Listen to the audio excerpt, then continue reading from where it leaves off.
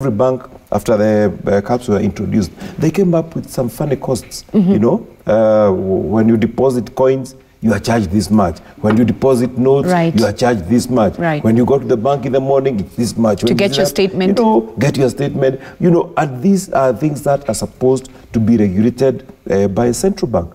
But central bank looks like it hopped into bed with the banks. It is no longer regulating them. It's doing business with them. So we are also going to put pressure on central bank so that it does its regulatory role. Because if they don't do that, then the banks will continue oppressing our people. The other thing that we are doing is to put pressure on government to borrow less from the banks. And that was my next question. How will you manage that, the lending to the public sector? We had a meeting with the CS Treasury. I'm a member of the budget committee. And we wanted him to explain on how he plans to borrow less locally. And he tells us he has a plan, and he has already approached several bilateral and multilateral agencies who are willing to lend at a low interest rate so that he can swap some of the expensive loans that had been borrowed before. Because the country has borrowed some short-term commercial loans at a rate of 7%, 8%, which is very high because they borrow colossal amount of money. So if he can swap these loans with loans that he can pay at 1%, and instead of paying for a short time, he extended for a long time, then he will have repaid the banks that he had borrowed from before, which means now the banks will be more liquid.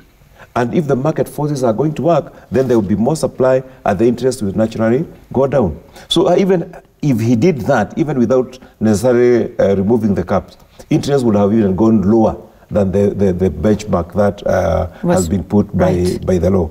So that would have really helped. But however, the caps have been removed, and I hope what he told us is not just lip service. I hope it is going to be done. And we promised him, in 3 months' time, we will call him back, and we would like him to tell us, according to what you promised, how far have you gone? And how much have this impacted on our economy? So by February is what Kenyans would be expecting to hear from you and your team in the way forward. All right, so Patrick, as a bank and research analyst, the existing loans that Kenyans have right now, and with the removal of the interest rate cap, what does that mean for them? What does that mean for the common wananchi who took out a loan to start an SME? So with the existing loans, there was, along with the amendment, there was a slight clause included with the members of parliament looking to keep rates of existing loans where they were, which also bemuses me because, as Jude mentioned earlier, they are looking at a favorable demand and supply framework. So if rates in the government, because the expectation in the market is that government securities will go up, the yields on the government securities will go up. So if they do, why would banks keep the rates on the risky? Yeah, well, I think I can explain that right away because the government... Let him finish and then you explain. Yeah, so that's one of the risk factors. If I was in the legislature, one of my focus would be looking at taming the government rather than banks. Give me practical advice as a Kenyan who is listening. I know I have a loan of, 1.6. What am I supposed to do? Give me practical answers. Now, with the loans, the issue is that they are dictated by banks. There are clauses in the most contracts which enable the banks to vary the rate dependent on a 1-month notice period. So as a client or customer, based on either legislation, which we have seen recently with the caps, some of the loans have been repriced downwards, or rather all the loans are repriced downwards, or looking at the macro environment, if rates go up, banks usually increase rates given that 1-month notice period. So what you're likely to see is communication between banks and the client. We have seen most banks have been quite very quiet, even management of the big banks we have actually talked to. They are not really forthcoming in what they're going to do.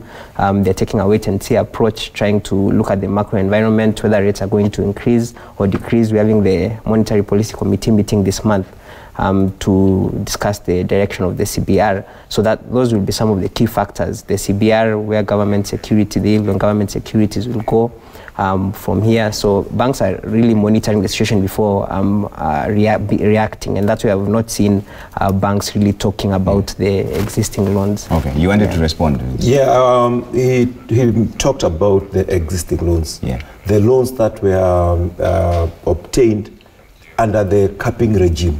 And you gave a good example. If you had gotten a loan of 1.6 million to repay over a period of 3 years, you based that on your source of income. As Wanjiku, you based that on your source of income. Now, if we have passed the law, and you had according to the loan you took, you could only pay this much per month, and now the interest rates go high, and you are asked to pay more than you are earning. Where will you go? In any case, when you go into an agreement, nobody should change the agreement. Midway. It would be very, very unfair.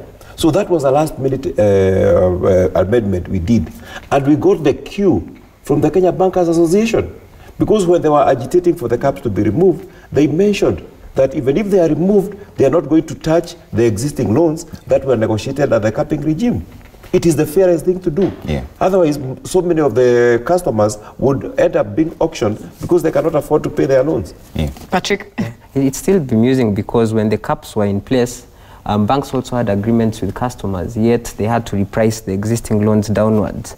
But given that the caps are being removed, we are seeing a different story such that the banks are being forced to... So you were saying the pre-existing loans before the interest rate cap regime had to be reviewed downwards. Yes. So now you're saying because the interest rate cap has been lifted, then the current loans should be reviewed upwards. Yes, because the legislation they're putting is punitive to the banks. I'm not an advocate for banks, but it's punitive towards the banks, in that when the caps were coming in place, banks probably had agreement with clients or customers at 18%, for example, and they are forced to reprice downwards to 14 based on the legislation. Yet when they are removed, they are forced to remain at that same price range. So, Wangari, as an economist, what would you advise a Kenyan who has an existing loan? I think on the part of the banks, first of all, it would not be wise to do repricing upwards.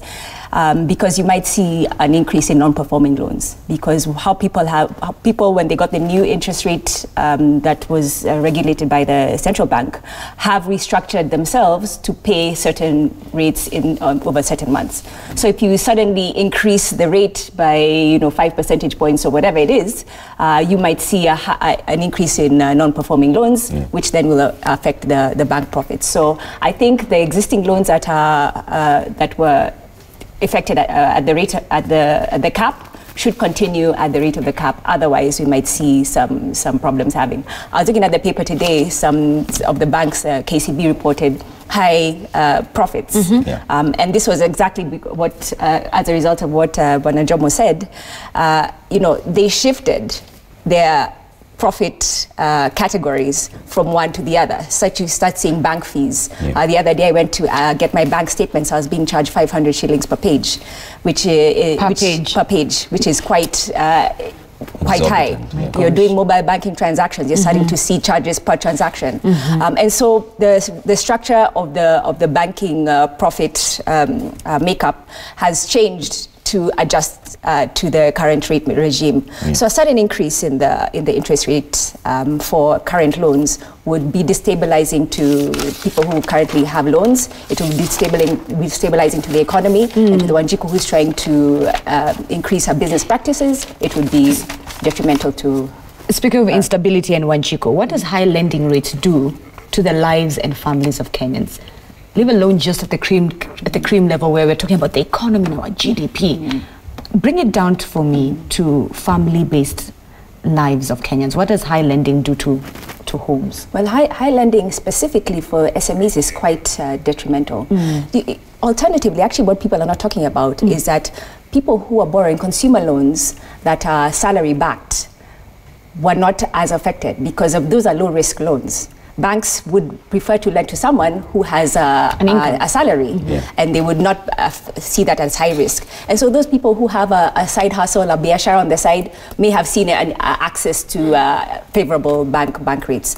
But on the whole, a household that is who is mainly reliant on a SME, on a business that has no access to credit, in an environment where they had high interest rates, they were still paying high, the overheads were too high.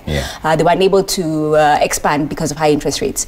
In a regime where there's interest rate caps, they have no access to credit. And even if you look at the statistics, the lending, we had assumed that lending was going to move to MFIs, microfinancing institutions, and SACCOs. But actually, their portfolio didn't change that much. So the Mwananchi was left high and dry. There was an increase in digital lending platform, but digital lending platforms lend between 30,000 and 250,000, which is not very impactful for someone who's trying to grow a business. So overall, SMEs, especially in an economy where most of businesses are informal, over 80% of businesses in Kenya are informal, have little access to credit, has a huge effect on the economy of the country. Honorable Jomo, there's this perception, actually, KCB, I see on the page 7 of the Business Daily, KCB profit rises to 19.2 billion on high income, but there's also talk that CBK wants the lending rate to be maintained at 16%. Is that feasible, or are they just reintroducing caps through the back door? Well, for one, the central bank has no powers or mandate to control the lending rates. They can control the CBK rate, and the interest rate has a factor of the CBK rate, but they cannot pretend to legislate. I know they have been. There was one time they did that when they required that when you deposit more than 1 billion shillings, then you have to go with a litany of documents explaining where you got this money, which we are challenging, because any regulation that are done by government departments must go to parliament to get the powers of the force of law. So whatever they did was not legal. So, and they cannot pretend to control the lending rates. But what I expect to happen, and I'm happy that it has started happening, is that the banks have set aside a certain amount of money which they want to lend at a very concessional rate to our SMEs. It may look very little right now, but at least it's a step of goodwill by the banks. And there's something they launched in Safari Park the other day. The president was the guest of honor. There's a product that they launched. And I hope it's going to help, especially those people who are having their startups. Because I think they're lending some little amount. After you pay, then you qualify for the next amount. I think this could help our young people. But we also have to be very careful, because this is the same kind of money that they were borrowing from our digital lenders, our mobile bank lenders, and the rates at which they are being charged is so expensive. Some are they're charging between 5 and 10% per month. That will translate to between 60 and 120%. Is that something you want to do something about? It is immoral. Will you do something about it the same way you did with this? I believe that thing is in the pipeline. There's a member who have already brought a motion to regulate. Which you will be supporting? Oh, I will support it. All right. I will support, because that is total exploitation. In fact, it's not even exploitation. I said it is immoral. How can you charge 120%? And what is funny is that most of these mobile or digital lenders are either the same banks that have gone back there and started some digital lending, or there are some partners who are working in collaboration with the banks to lend the same money from the bank to an IG. Honorable Jude, we are due for a short commercial break, but I have to ask you this. The fact that we are seeing throughout the year banks claiming these are the profits we've made, but then you take a look at the other side of the economy, massive layoffs happening from whether it's big businesses such as Mumu in the manufacturing industry to small SMEs. Do you read into that? Is it a coincidence that in the same economy, banks are saying, listen, we've made our profits, But on this other side, we are seeing layoffs every week from different companies. Is that something to read into? Is it a coincidence? My interest is not to read on the profitability of banks, because every person or every institution that sets up a business wants to make profit. True. Safaricom is making profit. But what I'm saying is that they should not make profit by exploiting Wanjiku. They should make profit because they have assisted Wanjiku so that Wanjiku can also grow. And that is what the banks can do. They must be innovative.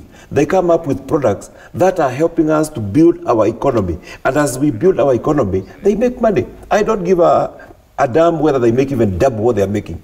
But let them help our people to grow. Let them not make profit as our people economy gets diminished.